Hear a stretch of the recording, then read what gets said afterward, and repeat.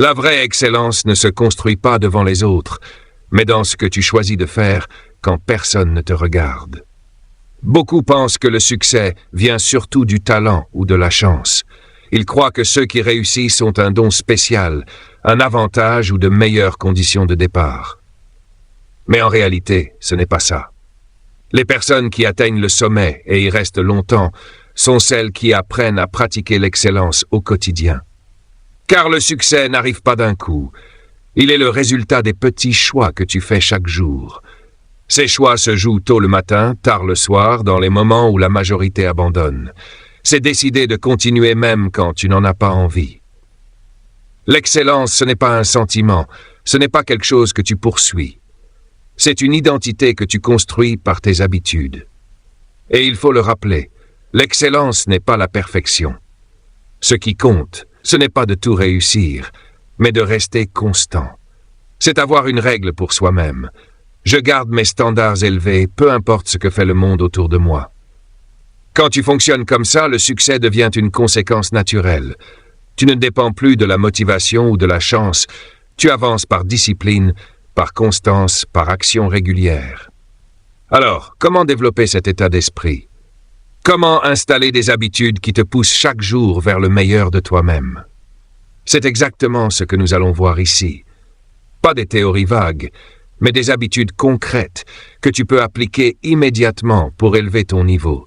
Car l'excellence, ce n'est pas une destination à atteindre, c'est une façon de vivre. Et quand tu l'intègres, tu ne passes plus inaperçu. Habitude 1. Maîtriser tes matinées. La manière dont tu commences ta journée détermine souvent comment tu la finiras. Si tu te réveilles avec discipline, énergie et clarté, tu transportes ces qualités dans toutes tes actions.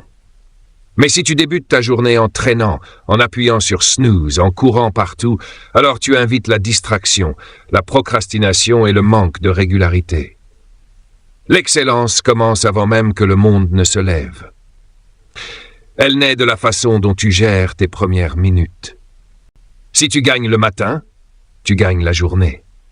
Mais ce n'est pas seulement une question d'heure de réveil, c'est surtout comment tu te réveilles. Les personnes les plus performantes ne commencent pas leur journée au hasard. Elles se lèvent avec une intention claire. Avant même de se lancer dans leurs tâches, elles préparent leur esprit. Certains écrivent dans un journal, d'autres méditent, d'autres encore font de l'exercice pour activer leur corps. Mais elles ont toutes un point commun. Elles contrôlent leurs premières pensées, leurs premiers gestes et leurs premières priorités. C'est pourquoi tes matinées doivent devenir sacrées et non négociables. Tu dois mettre en place une petite routine qui renforce ton mental, réveille ton corps et dirige ton attention vers ce qui compte vraiment.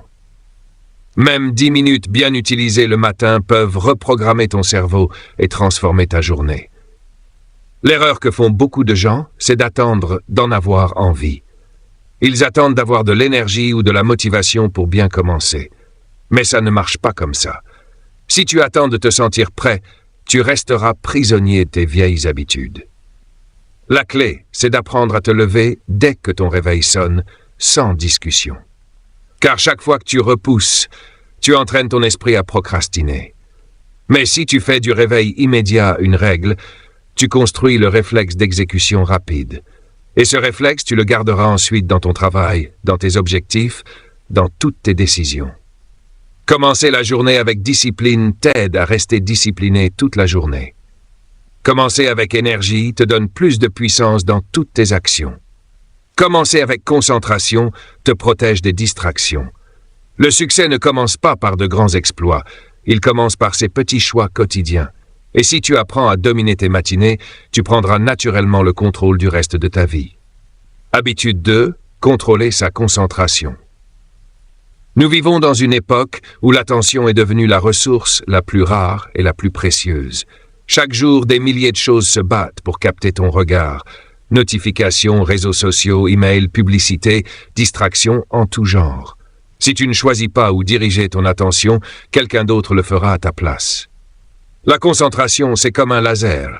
Plus elle est dirigée, plus elle devient puissante. Mais si tu la disperses sur trop de choses, elle perd toute sa force. La vérité, c'est que ce n'est pas le manque de temps qui empêche les gens de progresser, mais le manque de clarté et de concentration. Les personnes qui excellent savent que l'énergie suit l'attention. Ce sur quoi tu te concentres grandit. Si tu passes ton temps à réagir aux messages et aux distractions, tu entraînes ton cerveau à être dispersé. Mais si tu choisis consciemment tes priorités et que tu t'y tiens, tu conditionnes ton esprit à travailler avec profondeur. Une règle simple. Tu ne peux pas faire de grandes choses si tu es toujours occupé à faire de petites choses. Chaque oui donné à une distraction est un non donné à ton objectif. L'excellence, c'est apprendre à protéger ton attention comme un trésor. Comment faire concrètement? Commence par définir chaque jour les 3 choses les plus importantes que tu dois accomplir. Écris-les et concentre ton énergie dessus, avant tout le reste. Ferme tes notifications, éloigne ton téléphone et crée des blocs de travail sans interruption. Même 60 minutes de concentration totale valent plus que 5 heures de travail dispersé. Ensuite, entraîne ton esprit à revenir à ce qui compte. La distraction est normale, mais ce qui fait la différence, c'est ta capacité à revenir rapidement à la tâche. Chaque retour à ta priorité renforce ton muscle de concentration. Les meilleurs performeurs ne sont pas ceux qui travaillent le plus, mais ceux qui travaillent avec le plus de profondeur. Ils savent qu'une heure de travail profond peut surpasser toute une journée de multitâches. Rappelle-toi ceci, la société moderne est construite pour te voler ton attention. Si tu veux incarner l'excellence, tu dois aller à contre-courant. Tu dois être le gardien de ton focus. Parce qu'au final, ce qui détermine ta vie, ce n'est pas seulement ce que tu fais, mais où tu portes ton attention. Et si tu maîtrises ta concentration, tu maîtrises ton destin. Habitude 3. La discipline de la constance. L'excellence ne se construit pas dans un grand effort isolé, mais dans la répétition des bons gestes jour après jour. Beaucoup de gens sont capables d'agir fort pendant un court moment, mais rares sont ceux qui tiennent dans la durée. Et pourtant, la différence entre ceux qui réussissent et ceux qui abandonnent se joue là, dans la constance. Tout le monde peut être motivé pendant une semaine. Tout le monde peut donner son maximum pendant un projet. Mais l'excellence ne s'intéresse pas à ce que tu peux faire une fois. Elle s'intéresse à ce que tu es capable de répéter encore et encore, même quand tu n'as plus envie, même quand les résultats se font attendre. La discipline, ce n'est pas une prison, c'est une liberté. Car quand tu développes des habitudes solides, tu n'as plus besoin de réfléchir à chaque fois. Tu agis naturellement, presque automatiquement. Tu n'as plus à te battre avec toi-même. Tu avances parce que c'est devenu ton rythme normal. Beaucoup de gens croient que réussir demande des actions spectaculaires. En réalité, ce sont les petites actions faites tous les jours qui créent les grandes transformations. Lire 10 pages par jour, faire du sport 30 minutes, écrire une page, avancer un peu plus chaque jour. Ce sont ces petites routines qui, accumulées, forgent une identité forte. La constance est plus importante que l'intensité. Mieux vaut avancer un petit pas chaque jour que de courir une fois, puis s'arrêter pendant des semaines. Un effort irrégulier ne construit rien. Mais un effort constant, même petit, change tout. Pour rester constant, il faut apprendre à agir même sans motivation. Si tu attends toujours d'être inspiré, tu seras instable. La clé, c'est de t'appuyer sur tes systèmes, pas sur ton humeur. Mets en place des rituels, des horaires, des routines qui deviennent non négociables. Quand tout est organisé pour te pousser à agir, la discipline devient naturelle. L'excellence, ce n'est pas faire beaucoup en un jour, c'est faire un peu chaque jour sans abandonner. Et au fil du temps, ces petites actions s'additionnent et créent des résultats que la plupart trouvent impossibles. Souviens-toi, l'eau qui coule toujours au même endroit finit par creuser la pierre. De la même façon, ta discipline constante finira par transformer ta vie. Habitude 4. La constance implacable. L'excellence n'est pas ce que tu fais quand tout va bien. Elle se révèle quand la vie devient difficile, quand les obstacles s'accumulent et que l'énergie diminue. La plupart des gens abandonnent à ce moment-là. Ils commencent fort, mais la motivation faiblit. Un jour manqué en entraîne un autre, et avant qu'ils ne s'en rendent compte, ils sont de retour à zéro. Ce qui distingue les grands, ce n'est pas l'absence d'échecs, mais leur capacité à continuer malgré tout. Chaque revers, chaque obstacle est une opportunité de renforcer l'habitude de la constance. Même si personne ne regarde, même si tu ne vois pas de résultat immédiat, tu choisis de continuer. La constance, c'est transformer chaque petit acte en un pilier de ton succès futur. Tu n'attends pas de te sentir prêt ou motivé. Tu agis parce que c'est la norme que tu t'es fixée. Même 10 minutes par jour dans ton objectif le plus important, même quand tu es fatigué, même quand tu doutes, c'est suffisant pour maintenir l'élan. Les systèmes sont tes alliés. Ils suppriment les décisions inutiles et rendent l'exécution automatique. Quand tu retires le débat mental, la constance devient naturelle. Tu agis sans hésitation, même face à l'inconfort. Les meilleurs performeurs du monde ne sont pas ceux qui ont tout compris ou tout planifié parfaitement, mais ceux qui ont appris à ne jamais abandonner. Petit rappel, la cohérence n'est pas la perfection. Il y aura des erreurs, des distractions, des journées ratées.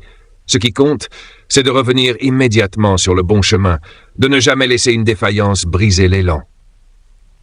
La constance est une force silencieuse mais puissante qui transforme le potentiel en résultats tangibles. Habitude 5. Établir et maintenir des normes personnelles élevées. Tes normes déterminent tout ce que tu es capable d'accomplir.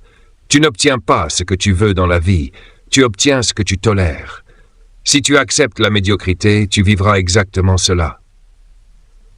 Mais si tu refuses de t'abaisser à moins que ton meilleur, tu crées une vie alignée sur l'excellence. La plupart des gens abaissent leurs standards pour correspondre à leur environnement. S'ils travaillent dans une culture démotivée, ils trouvent des excuses. S'ils s'entourent de personnes de moyenne ambition, ils se limitent eux-mêmes. S'ils voient d'autres prendre des raccourcis, ils font pareil.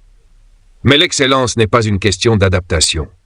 Elle consiste à établir la norme et à ne jamais y déroger, peu importe ce qui se passe autour de toi. Élever ses standards, c'est refuser de se contenter de moins que ton meilleur effort, rester responsable devant une discipline plus élevée que la moyenne, maintenir la concentration et l'exécution de tes normes personnelles, même quand personne ne regarde. Chaque fois que tu abaisses tes standards, même légèrement, tu renforces l'habitude de trouver des excuses. Chaque fois que tu maintiens la ligne, tu renforces ton identité de personne qui agit selon ses engagements. Le moyen le plus rapide de s'élever est de changer ton environnement. Entoure-toi de personnes qui exigent l'excellence. Place-toi dans un environnement où la médiocrité n'est pas tolérée.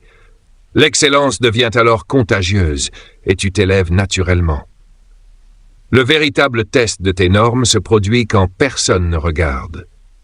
C'est là que tu choisis de ne pas céder à la facilité, de ne pas te relâcher, de ne pas donner moins que ton meilleur. La discipline et la constance dans ces moments définissent ce qui te sépare de la moyenne.